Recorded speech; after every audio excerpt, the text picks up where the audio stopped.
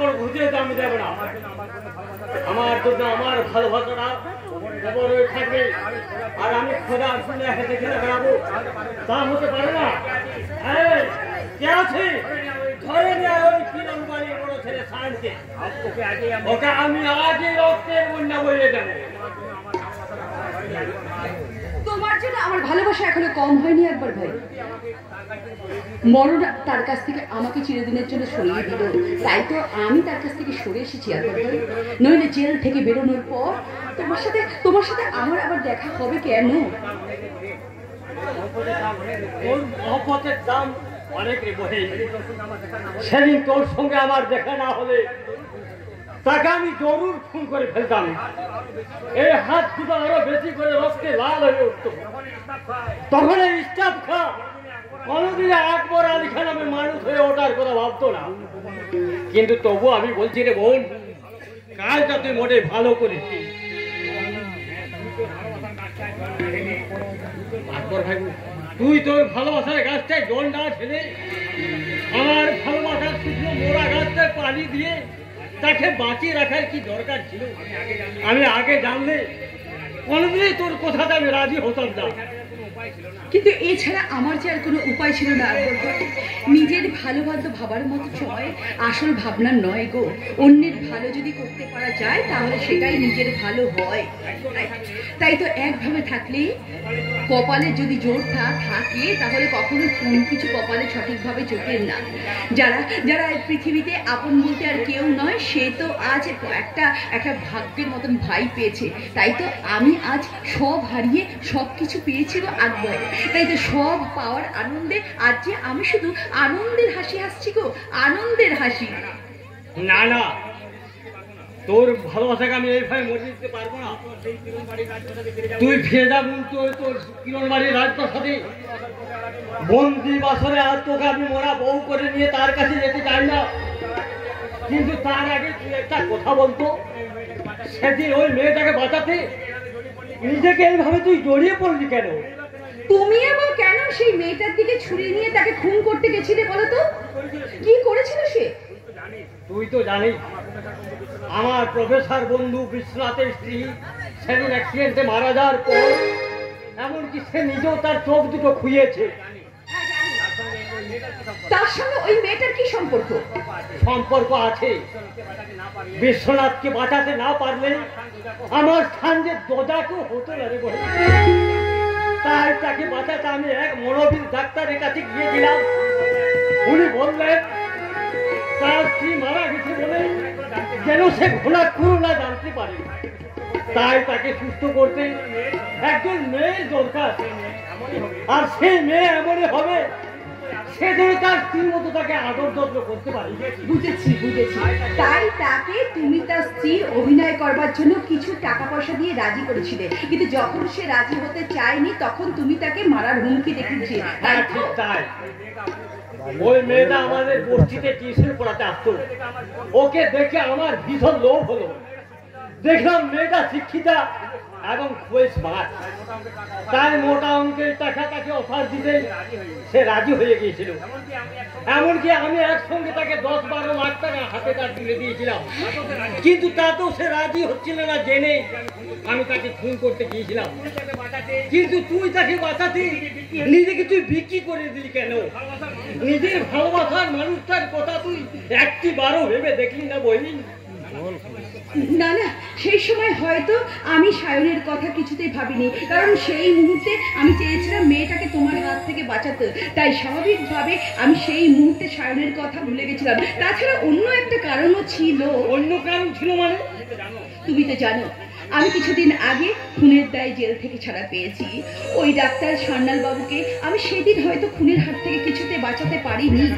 তাই তো কোনো কারণে জেল থেকে বেরিয়ে আজ না হয় জেল থেকে আমি যদি বেরিয়ে এসে আর একটা মেয়ের যদি উপকার করতে পারি তাহলে তো আমি সংসারের সবচেয়ে বড় মঙ্গলের কাজ করব। আমি যে তাহলে এই সংসারের সবচেয়ে বড় সংসারই হব। এই জেলখানায় যে আমার কাছে একমাত্র ঘর সংসার সব কিছু।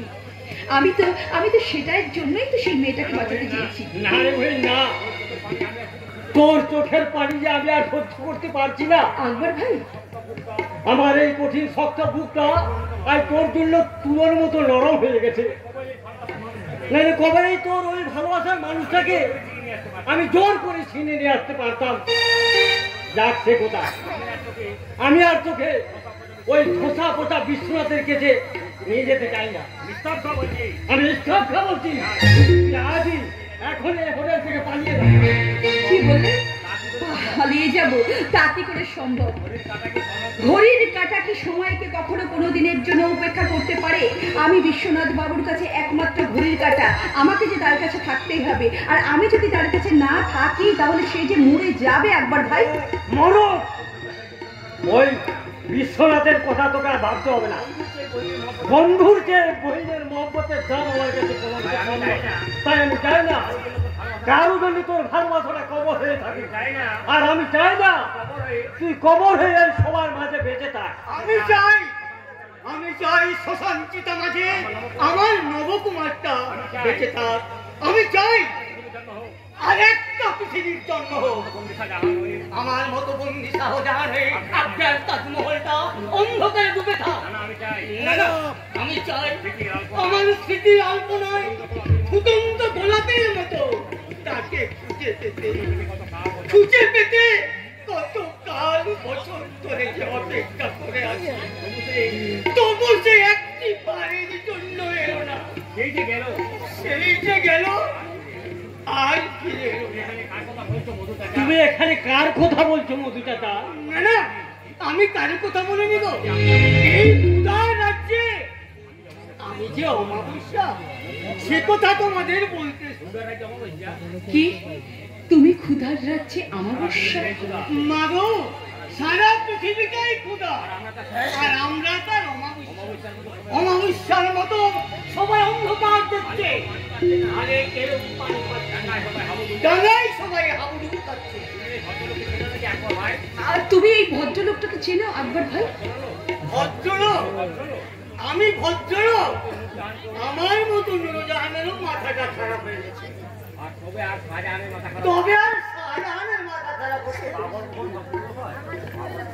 পাগল কখনো ভদ্রলোক হয় না? কেন হয় না? কেন? রাস্তার দুপাশে যদি ঝোপ ঝাড় থাকে তবু তো সেই রাস্তাই থাকে। আর রাস্তার মানুষগুলো যে আসল মানুষ হয় না সে কি কেউ বলতে পারে? তাছাড়া আপনাকে দেখে আমি বুঝতে পারছি আপনি নিতান্ত একটা ভদ্রলোক। ভদ্রলোক?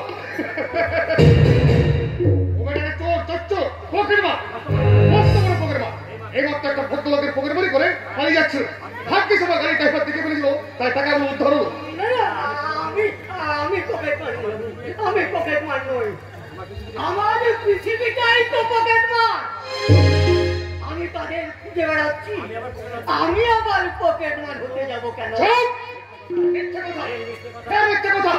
আমি হঠাৎ করে বলতে পারি এই মধুচাতা পাগল ঠিকই, কিন্তু সে কারো পকেট মারিগিরি করতে পারে না। তবে কি মিথ্যে কথা বলছি? তোর মতো একটা রাস্তা যুধিষ্ঠিরের কাছে আমাকে সার্টিফিকেট দিতে হবে। আমি তো জানিস আপনি চেঞ্জ করে নেবেন পঙ্কি পকরাজ। তুই এখানে? সর্বনাশ হয়ে গেছে দিদিমণি, সর্বনাশ হয়ে গেছে। এই মাত্র সায়ন দাদুকে একটা গাড়িতে অ্যাক্সিডেন্ট করে পালিয়েছে। একটা হোটেলের নার্সিংহোমের পাশে একটা নার্সিংহোমে তাকে ভর্তি করে রেখে এসেছি। অ্যাক্সিডেন্ট? কোথায়? না সায়ন তো আমি চিনি। সায়ন অ্যাক্সিডেন্ট হতে যাবে কেন? ও তো বিয়ের উৎসব মেতে আছে, আজ তার বিয়ের বউ ভাব। আমি জানি সায়ন থেকে পা দেবে কেন? তুমি নিশ্চয়ই ভুল দেখেছো।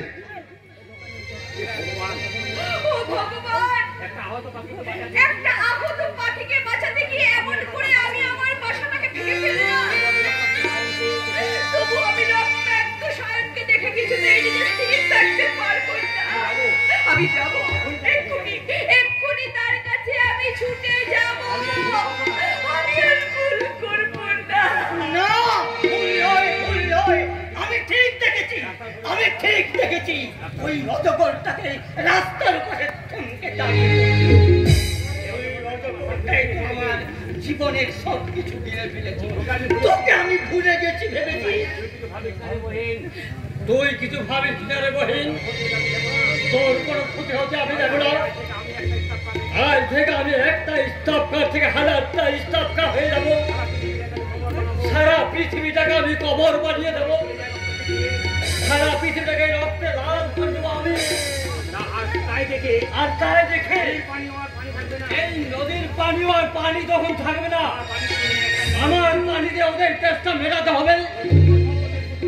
আমি তখন তাদের সেই চোখের পানি হয়ে, তবু তোর চোখের পানিকে আমি শুকনো হতে দেবো না রে বহি। আমি তোর ভালোবাসাকে মরে যেতে দেবো না মৌলি দিদি। মানে এই স্নেহ ভালোবাসা না পেয়েছি তো কি হয়েছে, তবু তো তুমি সবার মনে বেদি হয়ে আছো। আর সেই বেদিকে যারা অসম্মান করে অট্টিস্টের ঘর স্থাপন করে তাদেরকে আমি ছাড়বো না। তুমি রাগ করছো কেন? যেটাকে তোমরা বেদি ভাবছো সেটা দুর্গন্ধময় পচা ডাস্টবিন। হাজার হোক সায়ন বড় লোকের ছেলে, তারপর পাস করা ভিডিও, নিতান্তই ওর মাথাটা একটু খারাপ হয়ে গেছে। তাই বলে ওই মতোই এই মেয়েটা ওর পাশে মানাবে না। আমার মা লক্ষ্মীর দিকে একদম আঙুল তুলে। আমার মা সাক্ষাৎ লক্ষ্মী, জানো তার পাশে মানাবে না তো তার পাশে মানাবে। তাহলে তুমিও শুনে রাখো হে পঙ্খী পোকরাজ, আমি রাজরানী হয়েও আজ তোমার জন্য আমি পথের ভিখারিতে পরিণত হয়েছি। পথে পথে আমি শুধু ঘুরে বেরিয়েছি আমার ভালোবাসাকে পাওয়ার জন্য। তোমার ওই বিষ নাওনের জলে চারিদিনের জন্য জড়িত হয়ে রয়েছে আমার ভালোবাসার মানুষ। তাকে কখনো কোনো দিনের জন্য তার ভালো তুমি হতে চাওনি। তাই আজ আমি বেশ বুঝতে পারছি যে যে গাড়িটা অ্যাক্সিডেন্ট করে সায়নকে এই মাত্র চলে গেছে সে আর কেউ নয়, সেই একমাত্র তুমি। আমি পঙ্খী পোখরাজ, আমি পিছনের দরজা দিয়ে জাল ফেলতে ভালোবাসি না, আমি সদর দরজা দিয়ে জাল ফেলি। এটা নয় বললাম, কিন্তু তার আগে বলুন তো এমএলএ সাহেব, উপকার মানবের মতো এই মানুষটার গায়ে হাত তুলতে আপনার হাতখানা একটু কাঁপলো না? আর কেনই বা আপনি ওই অনাক্ষর বহারা মানুষটার গায়ে পকেট মাছ ফেলাতে চাইছেন? তার মানে মানেটা খুব সহজ। আমি দূর থেকে লক্ষ্য করে দেখেছি সে একটা গাছের ডালে পাগল সেজে বসেছিল। উৎসব ভুলে গিয়ে না, আমি চিরকুলে এবারে পঙ্খী পোখরাজ। আজকে কথা বলুন এমএলএ সাহেব, জোরে চিৎকার করে কথা বললে আপনাদের কুকীর্তির কথা জনগণ জেনে পড়বে। ভুলে যাবেন না, এই জনতা রক্তে আপনাদের মতো এমপিদের জন্ম হয়, তাদের রক্তে বাসন মেটে সোনার চামচ পুড়ে পর, তাদের রক্ত বিক্রি করে তাদের বাড়ি টাকা হাজার হাজার সচিবের রক্তে ওই বিদেশের ব্যাংকে পাড়ি দেয়। তাই এই পঞ্চমত ঘর নিয়ে যদি বাংলাদেশে বই যায়, বাংলাদেশ দখল করে নেয়, কিন্তু থেকে পুড়িয়ে দেয়, তাহলে অধিবেশন কোথায় করবে? যক্ষারোগের বাসা বেঁধে থেকে বাবু, যক্ষারোগের বাসা বেঁধে মানবতার অনু পরমাণুগুলো সব সুখে সুখে বসছে। স্বাস্থ্য সুন্দর পৃথিবী পাপের প্রাসাদে লোভের মুকুট করেছে। তাই তো আমরা পাগল হই। তবু আমাদের পাগলে পাগলে মিল আছে। আমি হলাম চর খাওয়া পাগল আর উনি হলেন গারদ খানার পাগল। আমি বিনা দোষে চর খেয়েছি জেনে উনি আমাকে ছাড়াতে এসছেন। বাবু গো, তোমাদের মতো নেতায় নেতায় সে মিলটুকুও নেই। কেবল ওই হাড়ি বাঁধে ঠুকোঠুকি করতে করতে রান্না থালাটাকে গোশালায় পরিণত করেছ। গোশালায় এরা সব পাতি হাসের দল। কথা বললে এদের সবকিছু বোঝা যায়।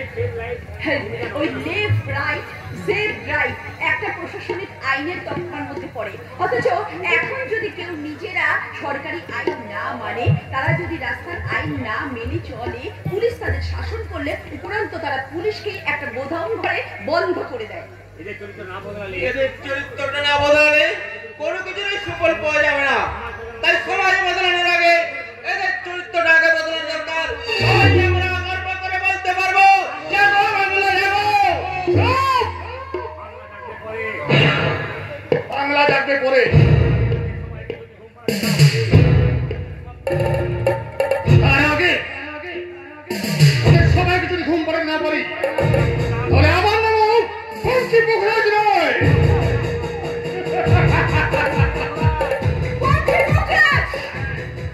হ্যাঁ হয়, আমি বঙ্কিম পোখরাজ।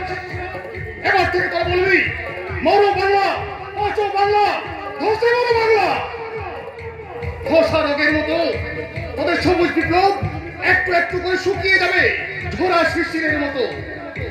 আর আমি পুষ্পিত যিশু হয়ে তোদের সবাইকে ভালোবাসবো ভালোবাসবো। আমি এই বিশ্ব বাংলার ইতিহাস বাঙালি শাস্ত্রস্থানে প্রমাণ করে ছাড়বো। তোমাদের মতো কয়েকজন মানুষের জন্য বাঙালির মরণ নয়, বাঙালির মানে ঘুম ধরতে আমি দেবো না। আমি বাংলা বাংলা হয়ে বলবো, ওগো মা, এই পৃথিবীর রোদনী যারা যারা দিলে আরো পর্যন্ত কেড়ে নিচ্ছে, তাদের মনে রক্তগান ঘটেছে। তুমি শুধু একটি বার নারী শক্তি প্রদর্শন করে দেখিয়ে দাও মা। সবার উপরে মানুষ সত্য, তাহার উপরে কেউ মানুষ তো আমি রে, আমি। এই পৃথিবীতে যদি একটা মানুষ থাকে সেটা আমি। আমি ছাড়া আমি আর কারো অস্তিত্ব স্বীকার করি না। আমার কাছে তোদের অস্তিত্ব ঘৃণা হয়, আর আমাকে যারা ঘৃণা করে তাদের সবাইকে আমি হত্যা করি।